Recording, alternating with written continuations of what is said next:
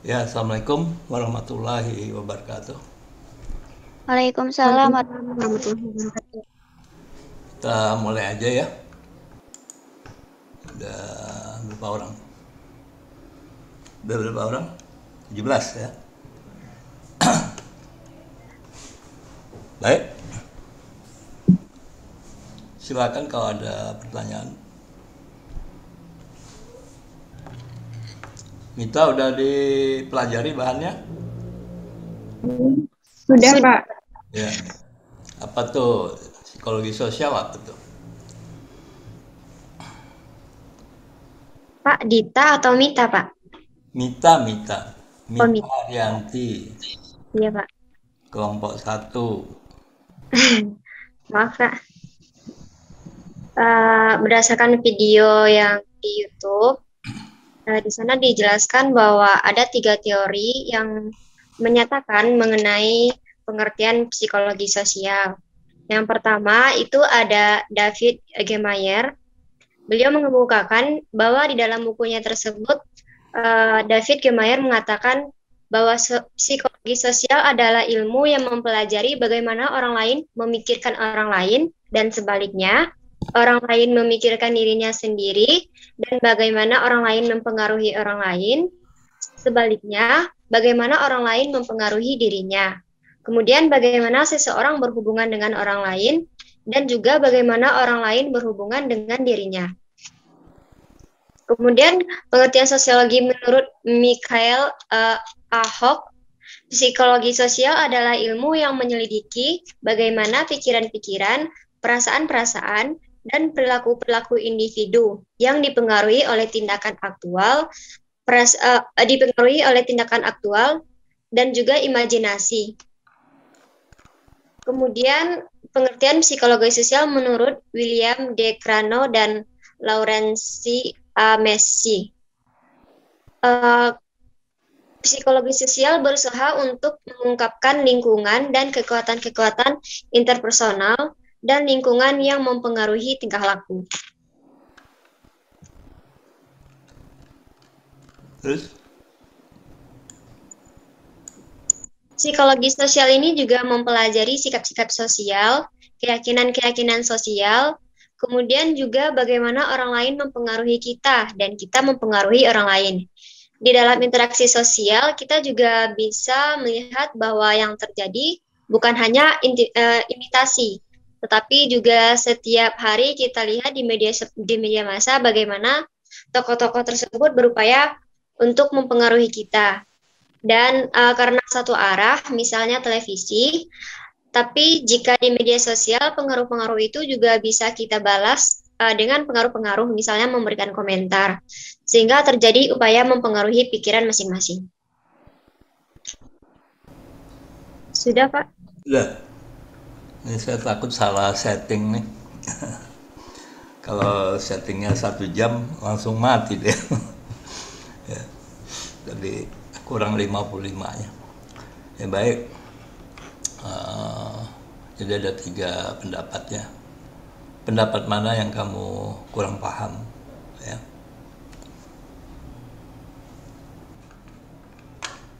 Saya kurang paham yang pendapat nomor 3 itu, Pak. Itu kan tadi dijelaskan ya, kalau pendapat William itu lebih kepada aplikasinya. Nah, itu misalnya seperti apa, Pak? Pendapat yang mana tuh? Oh ya, Yang yang Dekrano ya.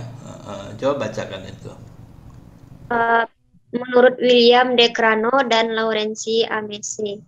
Ya. Psikologi sosial berusaha untuk mengungkapkan lingkungan dan kekuatan-kekuatan interpersonal dan lingkungan yang mempengaruhi tingkah laku.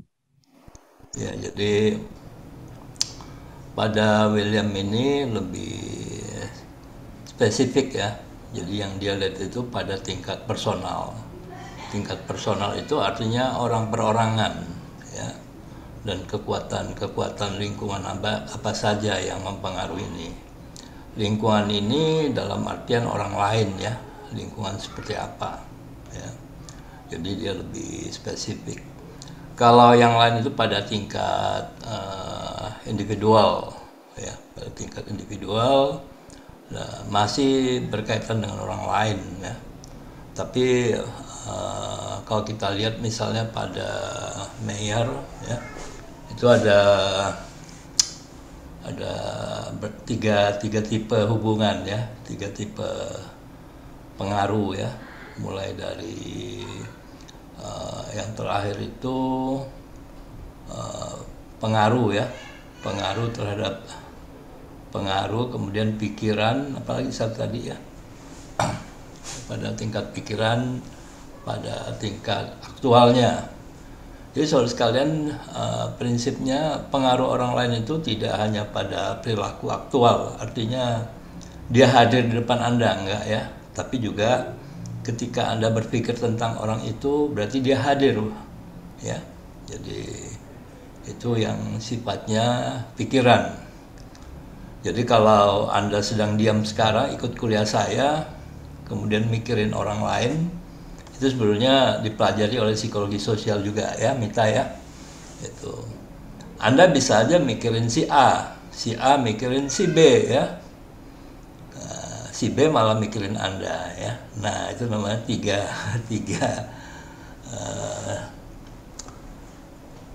segitiga pikiran ya.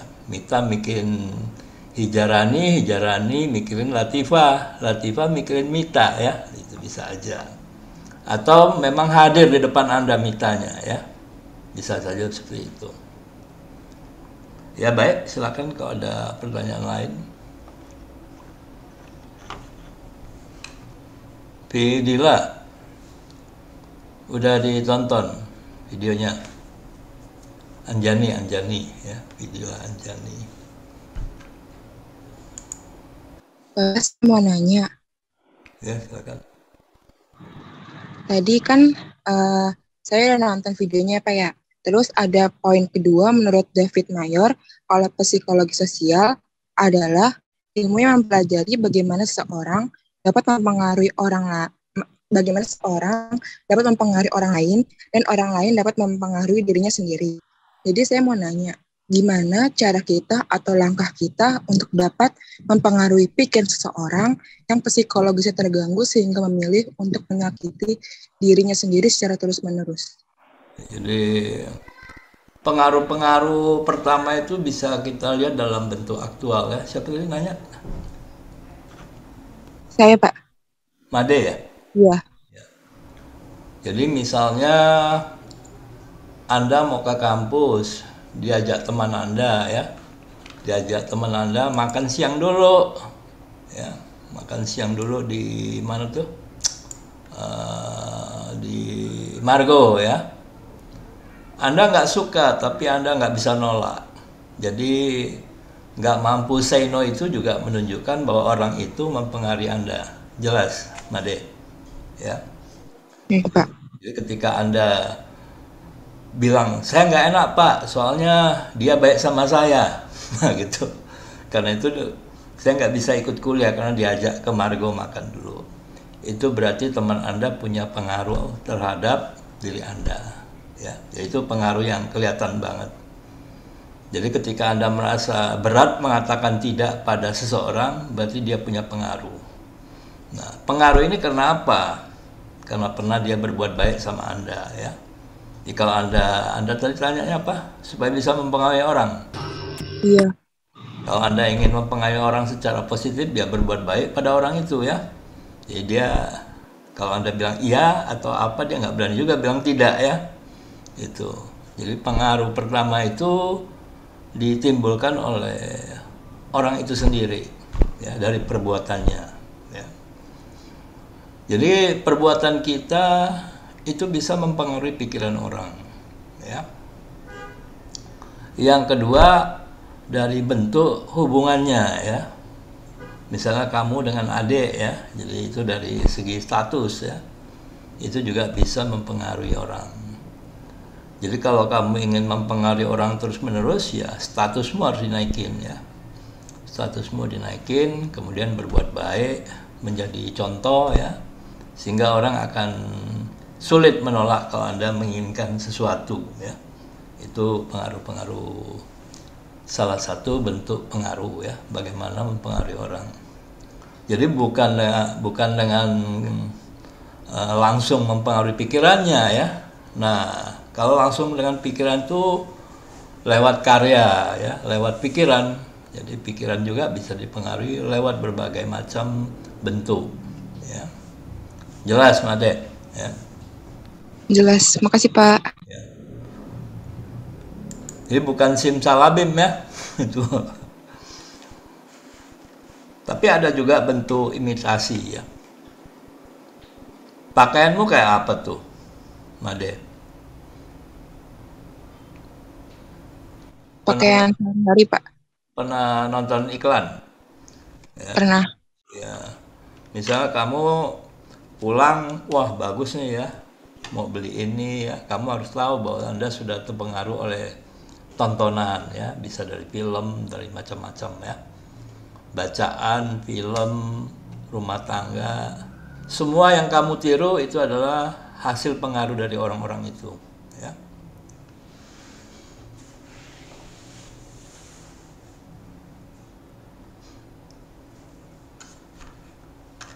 Ada lagi, silakan. Bapak, saya di Tamawali izin bertanya Pak. Ya.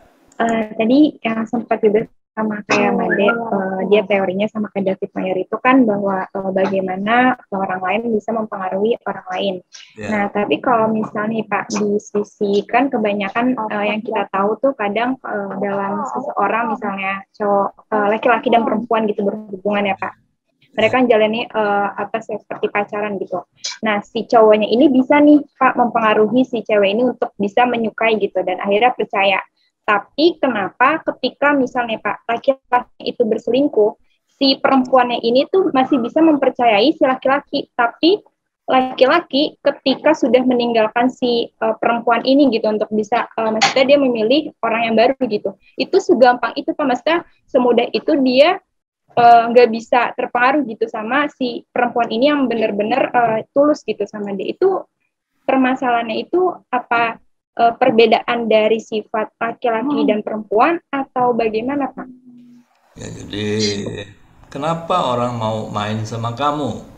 Pernah kamu berpikir begitu, Dita? Ya sering banget Bapak. Kenapa dia nggak mau sama yang lain ya? Kenapa orang mau sama yang lain terus mutusin yang lain ya? Pertama kita bisa jelaskan ini dari teori pertukaran sosial ya. Ini belum sempat saya rekam ya, tapi bisa saya jelaskan ya. Bahwa sebetulnya tidak ada hubungan yang gratis ya. Selalu ada pamrihnya ya. Ada 6 hal yang dipertukarkan orang ya, yang menjadi alat tukar dalam hubungan sosial. Teori ini banyak, tapi saya jelaskan salah satu teori aja ya. Yang pertama itu apa yang bikin orang tergila-gila biasanya? Satu, ada yang tahu? Kelebihannya orang itu bukan Pak atau materi dari orang itu? Ya, apa itu? Bentuknya apa yang pertama? Uang? Ya, uang. Ya. Jadi uang ini bentuk yang paling liquid. Liquid itu istilah ekonomi ya. Liquid itu gampang dipertukarkan ya. Jadi kalau kamu punya uang, kamu bisa beli apa aja ya. Beli rumah, beli emas ya, bahkan beli orang ya. Itu jelas ya. Itu paling mudah dipertukarkan. Dan yang kedua, selain uang apa? Nomor 2, ada yang tahu? Yang bentuknya konkret banget ya, yang kamu bilang materi ya, itu materi karena dia jelas banget ya, udah jelas, bisa dipegang, bisa diterawang ya, bisa dipertukarkan, itu uang paling gampang. Yang kedua, ada yang tahu? Karena bisa dimanfaatin Pak, terlalu baik bukan Pak? Apa? Karena dia terlalu baik bisa dimanfaatkan. Kan ya. Yang gampang aja, biasanya orang ngejar apa ya? Selain uang, yang kedua, perbuatan baik nggak kelihatan ya, yang konkret aja. Apa? Yang dicari, Wajah Pak, wajah. mana siapa yang mau wajah Anda atau saya ya, gitu ya. Yang kedua apa? koneksi, Pak. Dua ya. Ayo, yang kedua adalah kamu kalau ini pasti kamu juga cari itu ya. Semua orang lagi mengejar ini ya. Uang terus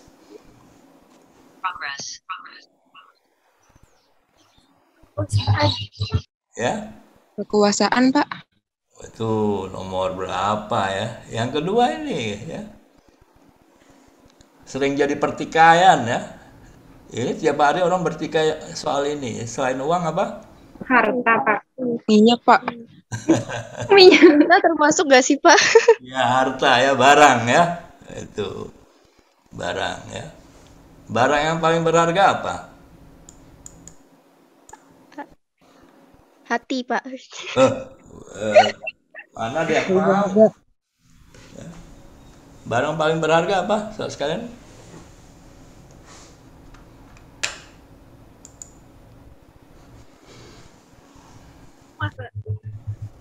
Masa nggak tahu kamu barang paling berharga di dunia ini? Kemarin aja nilainya meningkat tajam tuh karena perang apa tuh? Rusia sama Ukraina ya, apa tuh? Mita, Iya, Pak. apa tuh yang paling berharga kalau kamu kalau mau nikah biasanya dikasih apa kamu? Ya betul ya. Emas, Apa? emas atau Emas ya, emas sama tanah. tanah ya. Jadi saudara kalian mulai sekarang pikirkan ya, cari uang. Kedua, emas dan tanah, bukan barang-barang yang lain yang kalian kumpulkan ya. Kalau punya uang belikan emas, kalau bisa tanah. Itu jadi yang pertama itu uang ya. Uang ini paling bisa dipegang ya. Ada barangnya, terus gampang dipertukarkan. Yang kedua barang, tanah dan emas. Dia konkret juga, bisa dipegang ya. Tanah itu bisa dipegang, nggak bohong-bohongan ya. Emas juga real ya, tapi sulit ditukar ya. Emas itu agak sulit ditukar ya. Tanah apalagi ya, butuh waktu. Supaya bisa jadi uang, dia butuh waktu ya, tidak langsung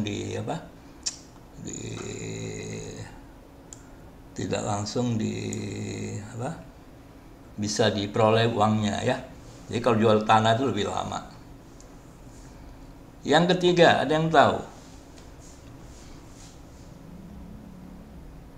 Uang, barang, khususnya emas dan tanah. Yang ketiga, Status termasuk gak sih, Pak? Pak. status ya, tapi nomor 4 ya, nomor 5 itu ya. Ya. Nah, status itu masih agak abstrak ya, nggak kelihatan ya. Sulit ditukar ya, nggak seperti uang. Kalau uang itu rame direbutin, tapi kalau status ya Allah ya, siapa yang mau ya gitu. Kecuali yang dibawa lahir. Ya Yumna ya, kamu lahir otomatis sudah jadi anak ya. Tapi kalau status yang diperjuangkan seperti sarjana muda, D3 itu status yang dicari ya. Jadi butuh perjuangan. Yang ketiga apa? Ada yang tahu? Bisa dipegang, Pak. Iya, kadang-kadang bisa dipegang. Tapi mulai agak abstrak ya. Jadi makin ke bawah nanti itu lebih abstrak. Uang bisa dipegang, barang bisa dipegang ya. Yang ketiga ini bisa dipegang, kadang-kadang juga enggak ya. Nah kalau status itu udah nggak bisa dipegang, abstrak dia. Misalnya status sebagai istri ya, status ya. Bisa ketika dicerai misalnya jadi janda ya, nggak bisa balik lagi ya. Jadi duda ya, itu status ya. Sebagai sarjana muda, sarjana terapan itu status ya. Oke. Jadi yang ketiga apa?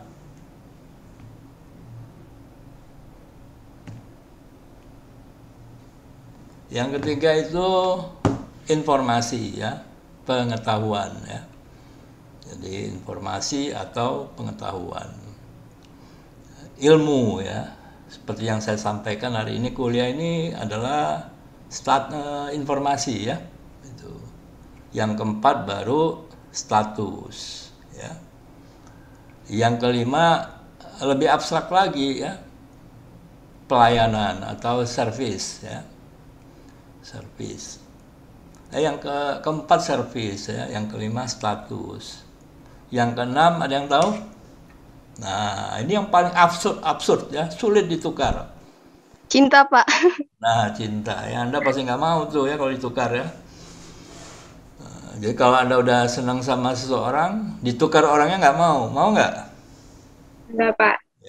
Nggak mau, Pak. Tapi paling sulit ditukar dan ya nilainya itu rendah jadinya, ya, dibandingkan uang, ya. Itu nggak banyak orang mau, ya. Ketika ditukar pakai uang, oke deh, ya, gitu. Ya, ada yang mau itu cintanya ditukar pakai uang, ya. Emasnya lebih banyakkan dikit, kamu pilih dia, ya. Kamu mau ngelamar saya pakai berapa kilo emas? 1 gram, ya. Kamu berapa? 2 kilo, oke. Ibu bilang yang 2 kilo aja, gitu kan, itu. Ya. Tapi saya modal cinta, makan deh tuh cinta, ya, itu. Jadi saudara sekalian, ada 6 hal itu, ya, ketika orang ingin atau mau berhubungan dengan Anda, ya, itu. Jelas, ya, Dita? Iya, jelas Bapak. Terima kasih Nah, atas kenapa jawabannya, dia Pak. bisa mutusin yang satu dan mengambil yang lain? Ya. Nah, tiap orang kalau ingin berinteraksi terjadi pertukaran, ya. Pertukaran. Yang paling memuaskan itu uang dengan uang. Ya. Uang dengan barang, barang dengan barang, ya. Cinta dengan cinta, ya. Jadi itu yang paling memuaskan. Bila tidak seimbang ini, maka hubungan itu tidak memuaskan, ya. Itu. Nah, kalau udah tidak memuaskan, biasanya orang nyari yang lebih seimbang, ya. Jadi kalau Anda beli cintanya, pasti tidak memuaskan, ya. Orang akan cari cinta yang lain, ya. Anda cari pembeli yang lain, ya, penjual yang lain, ya. Jadi itu harus seimbang. Oke, ya. Silakan kalau ada yang lain. Itu Bapak ada pertanyaan dari Sri Rahayu Pak di kolom chat. Iya. Menurut Maya salah satu adalah perilaku menolong. Nah, perilaku bias karena sudah naruhnya sebagai manusia layak. Ya, jadi perilaku menolong ini juga satu tema, ya, sebetulnya. Kenapa orang lain mau menolong orang lain, ya? Kenapa pernah nonton Titanic nggak, ya? Titanic itu kenapa ada, kalau nggak salah, kaptennya, ya. Ada juga yang mau menolong, ya, tapi dia mengorbankan nyawanya, ya. Jadi ada juga orang seperti itu, ya. Nah, apa itu gratisan? Tadi yang saya jelaskan itu, ya. Sri, ya. Sri, ya. Ada nggak perilaku menolong yang murni, ya? Kalau dilihat dari teori pertukaran sosial, ya nggak ada, ya. Tidak ada pertolongan yang gratis, ya. Bisa aja dia menolong karena dia cinta, ya. Cinta dibayar dengan apa tuh? Kematian. Kematian itu termasuk apa tuh? Nah, ya, dilihat aja di situ, ya. Ya, Sri, ya, perilaku menolong itu bisa kita lihat sebagai. Jadi tadi pertukaran sosial itu hanya salah satu teori, ya. Teori-teori lain banyak, ya. Ada juga yang mengkritik teori itu, ya. Tidak selalu demikian, ya. Bisa juga karena soal punishment dan reward aja, ya. Jadi orang mau menolong kalau pertolongan itu menyenangkan. Tapi kalau pertolongan itu menyakitkan, dia pasti tidak mau menolong, ya. Kalau ada hukuman di balik itu, ya. Itu. Silakan yang lain.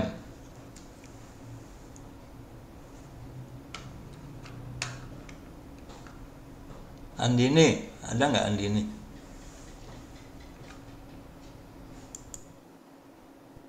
Saya ya Pak. Iya. Ini Pak mau nanya Pak. Kenapa? Saya mau nanya. Iya ya, silakan. Di video YouTube Bapak bilang apa kita indera sosial mempengaruhi pikiran kita.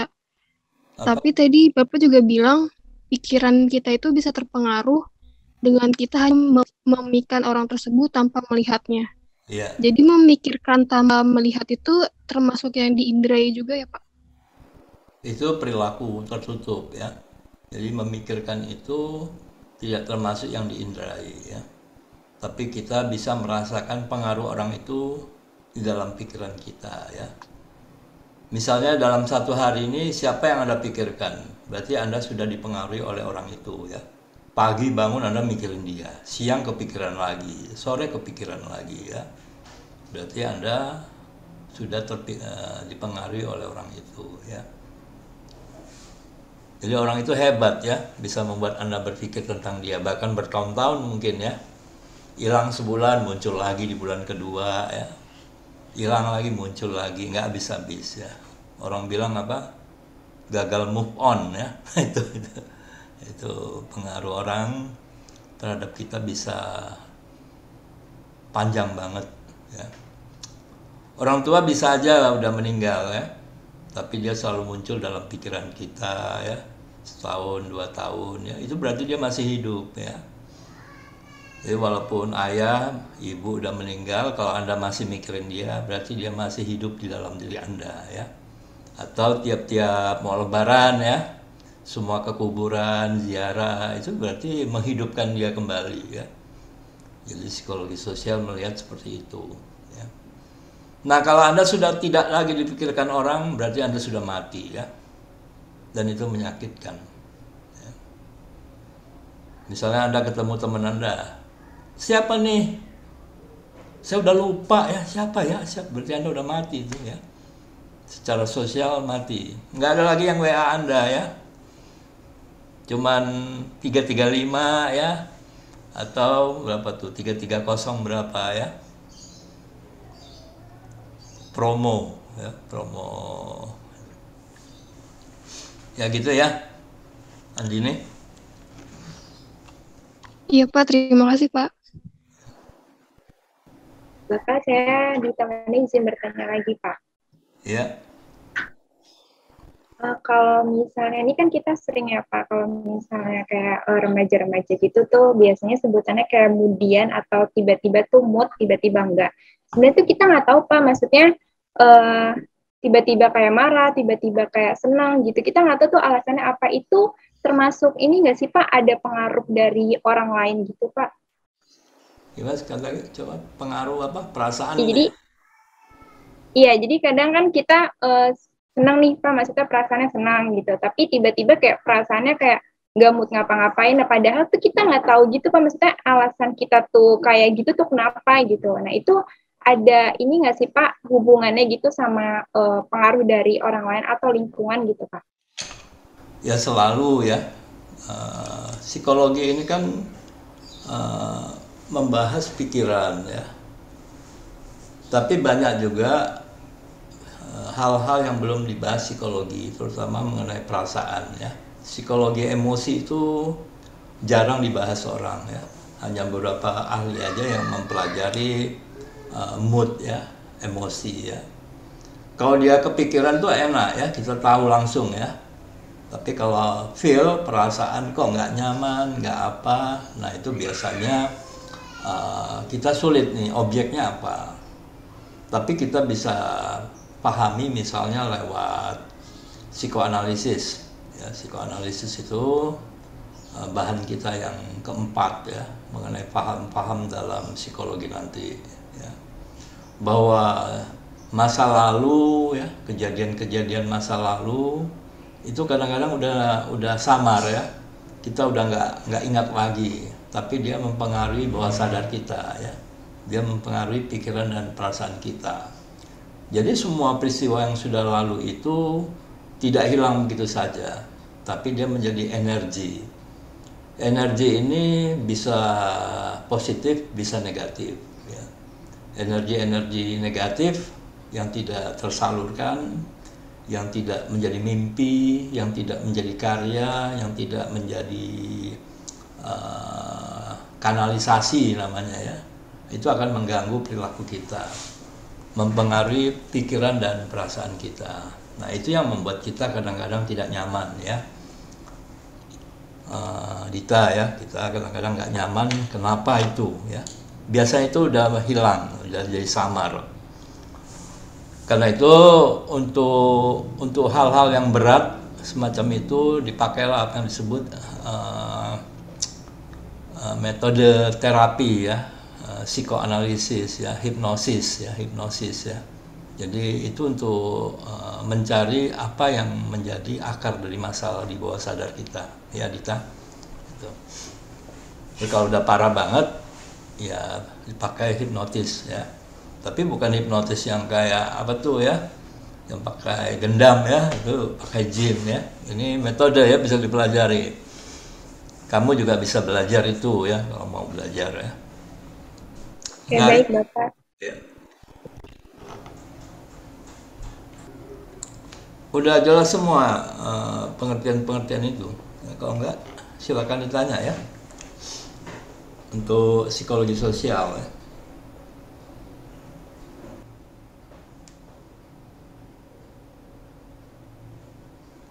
Ya, kalau tidak, saya tutup ya. Pak, Adelia mau bertanya. Ya, ada, silakan ada. Mohon maaf sebelumnya saya belum bisa on cam. Saya hanya mau bertanya. Jadi saya tuh memiliki teman yang self diagnosa kalau dirinya tuh bipolar. Terus dia selalu memiliki pikiran untuk bunuh diri, Pak. Nah, dia tuh memiliki traumatis tuh karena masalah perempuan dahulu. Dia sering dipukulin dulu sama perempuannya, kayak disakiti, diselingkuhi, hingga akhirnya dia merasa kalau dirinya tuh bipolar. Nah, untuk memulihkan itu semua, itu gimana ya Pak? Apakah harus ke psikiater kah? Atau bisa diobati dengan sendirinya? Ya, kalau orang itu merasa dia bipolar, berarti dia bukan bipolar ya, gitu ya. Atau masih bagus itu ya, misalnya, Pak saya gila nggak Pak? Itu masih sadar, bagus ya. Kalau orang bipolar benar, orang gila benar, dia udah nggak tahu dia gila atau enggak ya, gitu. Ya sebenarnya kalau orang masih bisa merasakan saya di bipolar atau saya gila atau apa, berarti diri dia masih ada kontrol ya, self control ya, self monitoringnya masih ada ya. Self monitoring ini yang pemantau diri ya. Jadi setiap orang itu ada pemantaunya ya, dirinya sendiri juga ya. Jadi masih bisa sedikit bermuhasabah katanya ya. Wah jangan-jangan gue gila ini, itu berarti bukan gila, dia belum gila ya. Ya Delia ya, dia yang bilang gitu bahwa dia bipolar. Iya Pak. Ya, jadi dia belum bipolar ya. Saya juga kadang-kadang begitu, pernah juga suatu malam ada orang mau bunuh diri ya. Dia bilang dia mau bunuh diri ya. Malam-malam teman saya nelpon, gimana ya Pak Fauzi ya, ini gimana ya. Ya suruh aja terjun ya. Ya nggak bakalan terjun, karena orang mau bunuh diri biasanya nggak bilang-bilang ya. Itu. Jadi kalau orang mau bunuh diri itu dia terjun aja, langsung terbunuh ya. Jadi kalau baru gejala kemudian dia sadar dia pengen bunuh diri, itu belum tidak akan bunuh diri. Nah, kita masih bisa atasi itu ya. Adalah jadi kalau ada teman Anda telepon, lu kalau nggak datang gue bunuh diri ya. Nah, itu juga ambang ya, masih ambang. Kecuali dia lu nggak mau datang, benar langsung dia tutup. Kemudian dia bunuh diri, selesai ya. Itu biasanya kita nggak tahu orang mau bunuh diri, tapi kalau orang mau bunuh diri bilang-bilang itu juga aneh ya. Itu ya 75% cenderung dia nggak akan bunuh diri ya. Kalau ada orang bunuh diri deh. Ya. Nah, bipolar itu sebetulnya bukan seperti itu juga ya. Jadi kalau bipolar itu terjadi dikotomi ya, kepribadian yang dikotomi ya. Bipolar disorder tidak seperti itu ya. Tapi kalau dia menganalisis sendiri bahwa dirinya bipolar, itu belum tentu bipolar ya, Adelia. Ya. Bahwa dia sakit hati, iya. Bahwa dia susah, iya. Mungkin dia butuh apa? Bukan psikiater ya, itu butuh psikolog aja ya. Jelas, Adelia. Ya. Jadi itu bukan bipolar itu. Ada yang lain? Jadi kalau bipolar itu biasanya orang kadang-kadang dia nggak sadar ya. Kadang-kadang dia jadi siapa, kadang-kadang dia jadi siapa ya. Kalau ditanya kemarin kamu ngomong A, dia lupa tuh ya. Enggak, gue nggak ngomong A ya. Jangan-jangan itu si B-nya ya, bukan si A-nya ya, kepribadiannya pecah ya. Jadi split personality ya. Jadi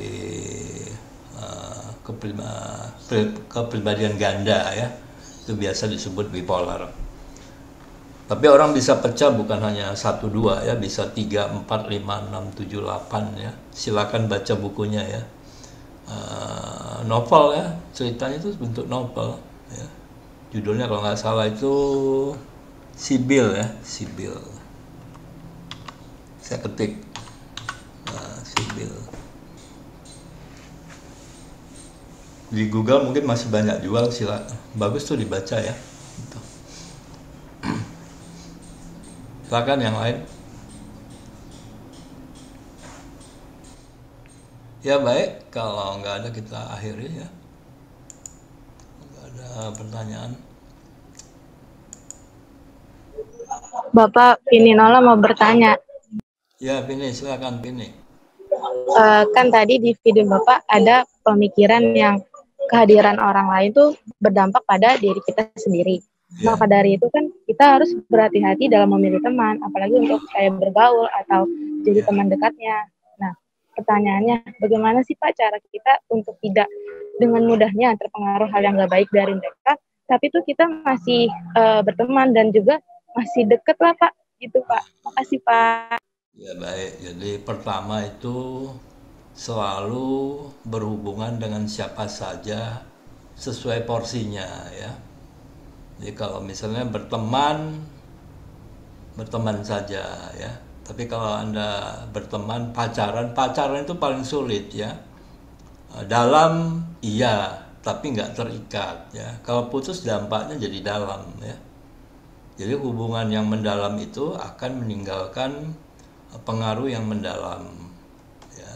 Tapi kalau Anda sudah nikah, putus, pengaruhnya mendalam, ya wajar-wajar aja ya, karena udah nikah ya. Kemudian meninggal suami Anda itu ya wajar. Yang sulit itu pacaran ya, terus sudah melakukan hubungan yang mendalam, terus dia meninggal, jadi masalah ya. Jadi sebetulnya hubungan yang secara sosial, hubungan yang tidak berdampak negatif, yaitu berhubungan atau menjalin hubungan sesuai norma-norma sosial itu ya. Jadi sebenarnya yang ganggu itu norma-norma itu ya. Karena Anda nggak kuat kadang-kadang tekanan sosial ya. Ya Mita ya. Iya Pak. Jadi kalau Anda berteman gitu ya, tapi pegangan tangan, akibatnya begitu putus, pegangan tangan itu akan menimbulkan dampak sosial ya. Anda akan terkenang-kenang ya. Dia masuk ke dalam, orang bilang itu kalau dibiasakan terus-menerus setahun 2 tahun begitu ya, dia mendarah daging ya. Nah, itu akan menimbulkan kenangan ya. Jadi kalau Anda pegang tangan seseorang, itu bukan hanya sebagai meninggalkan kenangan saja, tapi juga mempengaruhi urat saraf Anda ya. Jadi kalau Anda bersentuhan dengan seseorang, apa aja ya, barang juga, maka itu mempengaruhi perkembangan urat saraf Anda ya. Gitu. Misalnya saya merokok ya, simple ya, merokok. Setahun 2 tahun, maka ini otot-otot tangan ini akan berubah ya. Warnanya berubah, kemudian geraknya berubah ya. Kalau Anda berhenti ngerokok, misalnya apa yang terjadi? Tangannya gerak-gerak terus begini ya. Coba Anda tanya orang yang berhenti merokok, mulutnya terasa apa tuh? Ya. Karena nggak ada yang dihisap lagi ya. Jadi otot mulutnya pun nggak nyaman ya. Nah, kalau narkoba lebih mendalam lagi ya. Jadi merokok kecanduan ya. Kecanduan. Kecanduan itu berarti melibatkan fungsi-fungsi urat saraf kita. Ya. Kalau Anda pegangan tangan 2 tahun, kemudian tiba-tiba dia pergi, tangan Anda jadi kehilangan pegangannya, gerak-gerak sendiri ya, nyari apa orang bilang acem ya, gitu. Kalau perokok bilang nggak nyaman ya. Biasanya sore ketemu dia pegangan tangan, sekarang dia hilang, jadi tangan Anda jadi kehilangan apa itu ya.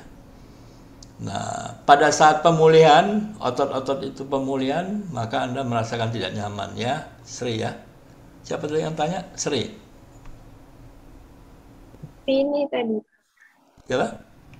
Vini. Vini. Iya Pak, pertanyaan saya. Ini. Oke, makasih ya Pak atas jawabannya. Ya, Anda baca atau nonton aja videonya mengenai move on ya. Itu saya jelaskan di sana ya. Itu walaupun tidak begitu, videonya tidak begitu bagus, tapi bisa menjelaskan kenapa orang susah move on. Ya. Menjelaskan kenapa kenangan itu bisa mendalam. Ya. Oke?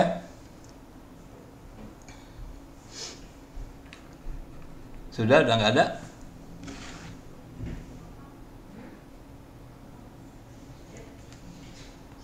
Baik, saudara sekalian, kalau tidak ada kita akhiri. Terima kasih ya. Maaf Pak, saya kan tadi Iya, silakan. tadi saya telat absen ya Pak, sekitar jam 3 saya tinggal sholat asar, tapi langsung absennya nggak ada hadir ya Pak. Ya, ditulis saja di WA ya, nanti saya manual ya. Jadi yang belum sempat absen, ditulis di WA, nanti saya absen manual ya. Oke. Terima kasih Pak. Ya, baik. Baik, Assalamualaikum warahmatullahi wabarakatuh. Anjeli Valencia ada tuh? Hadir Pak. Hah? Ada? Hadir Pak. Iya hadir. Oke. Kita tutup. Selamat sore.